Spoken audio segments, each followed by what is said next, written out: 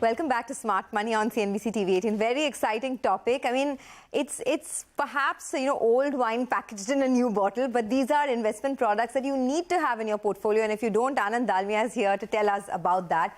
Anand, before the break, we were talking about a couple of products, right? Whether it's mutual funds, direct equity, or the NPS scheme, National Pension Scheme. Tell us a little bit about corporate fixed deposits and bonds as an investment product, because this is a space which a lot of people don't understand. But now with the way interest rates are rising, what is the potential here? Look, I would say, this is a great time to invest in any debt product. And within the debt product category, there are two types of risk. There's a liquidity risk and there's a credit risk. The credit risk is basically if you invest in something and you don't get it back. That's the reason we like fixed deposits of banks. Now, fixed deposit of banks generally give you a certain deposit rate. Now, if you take a bond, for example, central government, state governments, companies issue bonds. Now, if you buy a bond of a credible company, company is suppose something backed like by a state government, and you make a 8 to 9% on that for 2 years, we all know that interest rate is peaking out. It's a matter of time when the cycle turns around.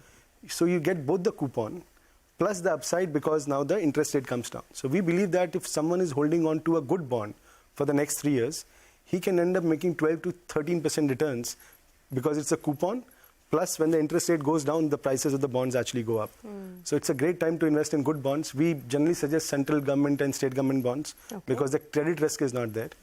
On the corporate FD side, it's again, if you can find AA plus or AAA rated corporate FDs. Some examples?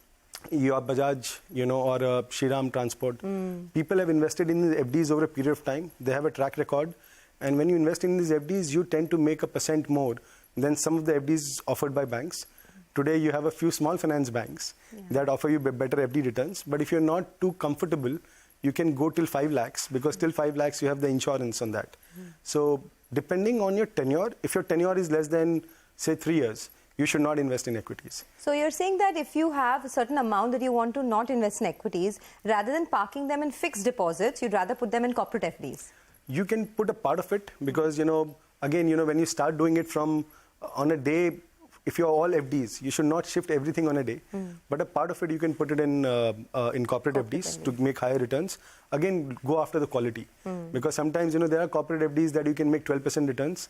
But the reason they're giving you 12% is there's a risk associated with it. Absolutely. So you said Bajaj Finance, there's Shriram Transport, and which else? Chola, Chola. So some of these guys, Sundaram also has a decent corporate fixed deposit. And what returns do they give you over, say, a year?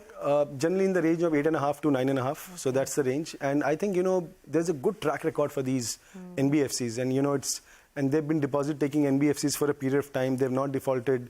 So someone can look at these. Within that, we like Bajaj the most. I think it's the most stable company.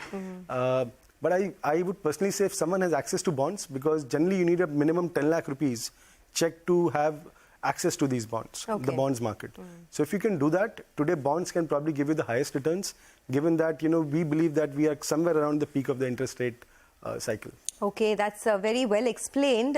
Lastly, the focus is on insurance as an investment product. Now, we can do a whole half hour on this, but just to crystallize it for us, term insurance is one thing, then medical insurance is the other. But, for someone who perhaps has not started their journey yet and not invested in insurance, what are the first 1 or 2 steps that need to take?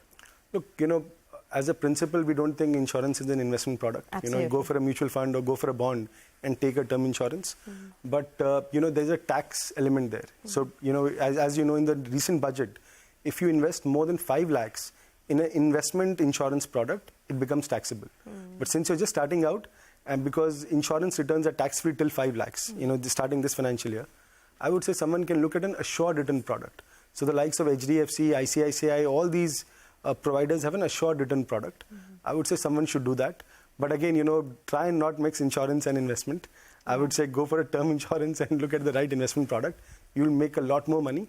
But if you want to have that assurance and ride the tax benefit, go for a assured return product. Okay, we're getting a lot of queries from our viewers. So we've tried to sort of put together a couple of them. The first query will come up for you on your screen in a bit. It's coming in from Varun Vedya. He says, can we expect a 9 to 10% returns from equities this year, Or is it a better option to opt for fixed deposits, which are giving us 7% plus risk-free returns? So this is equities versus fixed deposit. But of course, that 7% plus, you need to calculate that post-tax returns are much less than that. So what's your view here? Look, it is, again, for a 1 year period, I don't think equities is a good product anyways, because while India over a period of time, I believe for the next 5 years, one can assume 12% plus returns. It's very difficult for anyone to predict what will happen between now and 31st March of next year. So if your tenure is just that period, I would say don't touch equities, go for FDs. But if you are looking at a rolling return, saying that, okay, can I make 12% rolling return if I invest today? Absolutely. Go for equities if you have a slightly longer tenure. Longer horizon. But even within FDs, right? I mean, 7%, you have to pay tax on that. So it's better to go in for corporate FDs in that case. So I would say corporate FDs or arbitrage funds. We believe that, look, if you have money for 3 months, 6 months, today you can put in arbitrage funds, because arbitrage funds are treated as equity funds. So you make a long-term capital gains on that or a short-term capital gains on that if you hold it for less than a year. And if your tax rate is 40% or 30%, you will make a lot more money in arbitrage fund than a corporate FD as well. Okay, got it. Well, there's another query that's coming in, so I'll just request my director to get it on board in a bit. It's from Nilesh Khandelwal. He writes into us, does it make sense to invest in corporate bonds or Government of India bonds as advantage of mutual fund taxation is no more available? Actually, I believe in this. Okay. We were just discussing this. Mutual funds earlier were more attractive just because of the indexation benefit and the taxation status to it. Today, given that that's gone, I would say it's much better to invest in a corporate bond or a government bond. And as I said, given where we are in an interest rate cycle, I think you can have a double upside. One is the coupon, plus the benefit that will accrue to you if interest rates were to come down, which looks from the cycle and the long-term yield curve that it should come down. Okay, and if you have, say, 100 rupees, right, what is the split between mutual funds and corporate bonds? I would say it depends on your asset allocation. Generally we say 100 minus your age should be your asset allocation as a rule of thumb. So if you have 100 rupees and you are 40 years old, then 60% equities, 40% debt. So it should be equities and 40% in corporate bonds. Again, it depends on, for how long your money is there. So if you have this money for less than 3 years, then 100% corporate bonds and no equities. Okay, there's another query that's coming in. I don't know if we have it on board, but it's, okay, there it is. Manthan Kashyap has written to us, what's your view on liqui loan products? It's backed by the RBI and giving returns in the range of 8 to 10.5% for a tenure of 1 to 3 years. There is another query that had come in on P2P lending platforms like Cred that are offering 9% per annum. So this is, I guess, liqui loan products are more about like P2P products, absolutely, right? Absolutely. These are pretty risky in my opinion, but your thoughts?